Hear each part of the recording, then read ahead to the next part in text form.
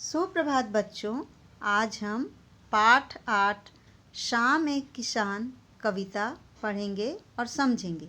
इस कविता के कवि हैं श्री सर्वेश्वर दयाल सक्सेना जी। तो कविता की पंक्तियाँ इस प्रकार हैं। आकाश का साफा बांधकर सूरज की चिलम खींचता बैठा है पहाड़, घुटनों पर पड़ी है नदी चादर सी, पास ही दहक रही है पलाश के जंगल की अंगीठी, अंधकार दूर पूर्व में सिमटा बैठा है भेड़ों के गले जैसा। तो ये जो आपकी पहली पंक्ति है, आइए इसका अर्थ हम समझते हैं। कविता में कवि ने जाड़े के मौसम की, जाड़े की शाम के प्राकृतिक दृश्य का चित्रण किसान के रूप में किया है। इस दृश्य में पहाड़ एक बैठे किसान की तरह दिखाई दे रहा है, जिसके सिर पर आकाश का साफा बंधा हुआ है। साफा का मतलब होता है पगड़ी। पहाड़ सी बहती नदी, उसके घुटनों पर पड़ी चादर सी, पलाश के पेड़ों पर खिले लाल फूल जलती हुई अंगीठी के समान दिखाई देती है। और पूर्व दिशा में क्षितिज का गहराता दृश्य, जो गहराता अंधेरा था, वो दिखाई देता है यहाँ पर। तो ये जो पहली पंक्ति है, इसका अर्थ हम समझते हैं। इसमें संदर्भ है प्रस्तुत काव्यांश वसंत भाग 2 के पाठ्य पुस्तक में संकलित कविता शाम एक किसान से ली गई है। इसके कवि, इसके रचयिता जो हैं श्री सर्वेश्वर दयाल सक्सेना जी हैं। इसमें प्रसंग में कवि ने बताया है कि जाड़े की शाम के प्राकृतिक दृश्य का वर्णन उन्होंने किया है, जिसमें पहाड़ जो है बैठे हुए किसान जैसा दिख रहा है। तो कवि ने इस कविता में बताना चाहा है कि आकाश का साफा बांधकर, आकाश का साफा यानी आकाश की पगड़ी बांधकर सूरज की चिलम खींचता बैठा है पहाड़। तो चिलम का मतलब होता है तंबाकू पीने की एक ऐसी वस्तु है, पीने के लिए प्रयोग की जाने वाली ऐसी वस्तु है जो मिट्टी के पाइप जैसी दिखाई देती है, उसको चिलम कहा जाता है। तो यहाँ जाड़े की शाम के समय पहाड़ जो है एक बैठे किसान के समान दिखाई दे रहा है। कवि ने ऐसा बताया है। घुटनों पर पड़ी है नदी चादर सी, और पहाड़ रूपी किसान जो है उसने अपने सिर पर आकाश का साफा बांध रखा है, और घुटनों पर पड़ी है नदी चादर सी, मतलब घुटना मोड़कर किसान बैठा हुआ है। तो घुटना मोड़कर बैठे हुए किसान के पैरों पर नदी की चादर पड़ी हुई है। जो नदी बह रही है वो सफ़ेद कलर की चादर के समान दिखाई दे रही है। तो इस तरीके से कवि ने बताया है कि यहाँ पर एक किसान जो है पहाड़ जो है वो किसान के समान दिखता है, और बैठे हुए किसान के समान दिखाई दे रहा है।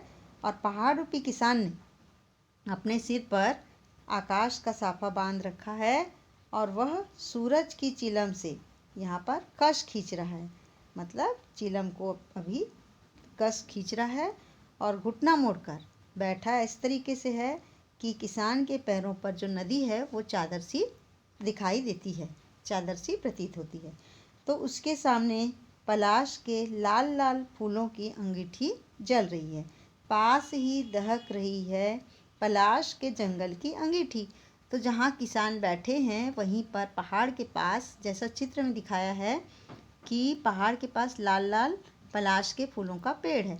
तो जो पलाश है वो के लाल लाल फूल जो हैं, ऐसा लग रहा है कि अंगीठी जल रही है, लाल लाल जो उसमें से आग निकल रही है, तो फूलों की अंगीठी जलती हुई दिखाई देती है। और दूर जो है यहाँ पर अंधकार दूर पूर्व में सिमटा बैठा है भेड़ों के गले जैसा। दूर जो है पूरब दिशा में दूर में क्षितिज से उठता अंधेरा। क्षितिज का मतलब होता है आकाश और धरती का मिलन। तो क्षितिज से उठता जो अंधेरा है बैठे हुए भेड़ों का समूह जैसा लग रहा है। तो ये आपका पहला पंक्ति है। इसमें कवि ने ये भी बताया है कि पहाड़ का किसान के रूप में बहुत ही सुंदर मानवीकरण किया गया है। यहाँ प्रकृति की जितनी चीज़ें होती हैं उनको कवि जो होते हैं अपनी कविताओं में उनका मानवीकरण कर देते हैं, मतलब मनुष्य का रूप उनको बताते हैं कि पहाड़ एक किसान के रूप में है। और आकाश का साफा, सूरज की चिलम, पलाश के जंगल, तो बहुत ही यहाँ पर मनमोहक दृश्य बन गया है। अब दूसरी पंक्ति है, अचानक बोला मोर, जैसे किसी ने आवाज़ दी, सुनते हो, चिलम औंधी, धुआं उठा, सूरज डूबा, अंधेरा छा गया। तो इन पंक्तियों में कवि ने बताया है कि यहाँ पर मोर के बोलते ही पूरा दृश्य बदल जाने का चित्रण है। इस अंश में मोर के बोलते ही पूरे दृश्य के बदल जाने का चित्रण किया है कवि ने। अर्थ इस प्रकार है कि कवि कहते हैं कि जो पर्वतीय प्रदेश है, जो पर्वत वाला प्रदेश है, वहाँ शाम घिरती जा रही थी। अचानक से शाम जो एकदम घनी होती जा रही थी, घिर रही थी, तभी मोर की आवाज़ सुनाई दी। और मोर की आवाज़ को सुनकर ऐसा लगा मानो किसी ने पहाड़ रूपी बैठे किसान को पुकारा हो। तो इस तरीके से कवि ने बताया कि मोर ने जब पुकारा, मोर ने आवाज़ दी, तो उसकी आवाज़ को सुनकर किसान को ऐसा लगा कि किसान को ही मोर ने पुकारा है। तो पहाड़ रूपी बैठे किसान को पुकारा, सुनते हो। इस आवाज़ से किसान जो है हड़बड़ा कर उठ खड़ा हुआ। यहाँ लिखा है, अचानक बोला मोर, जैसे किसी ने आवाज़ दी, सुनते हो। तो ये आवाज़ सुनाई देते ही यहाँ पर चिलम औंधी, तो जब किसान को लगा कि आवाज़ आ रही है, तो इस आवाज़ को सुनकर किसान जो है हड़बड़ा कर उठ खड़ा हुआ। और इसी हड़बड़ी के कारण उसकी चिलम जो है उलट गई। चिलम औंधी, औंधी का मतलब होता है उलट जाना। जैसे उलटती कोई चीज़ तो औंधी हो गई है, ऐसा बोलते हैं, इसलिए उलट गई। चिलम उलटने से धुआं उठा, चिलम औंधी, धुआं उठा, सूरज डूबा, अंधेरा छा गया। मतलब इस हड़बड़ी में उसकी चिलम जब उलट गई तो चिलम उलटने से धुआं उठा और उधर पहाड़ के पीछे सूरज जो है डूब गया और अंधेरा छा गया।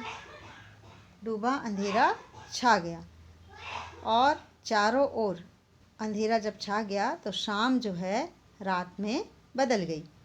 तो कवि ने इन पंक्तियों में बताना चाहा है कि शाम के रात में बदलने का बहुत ही सुंदर चित्रण है।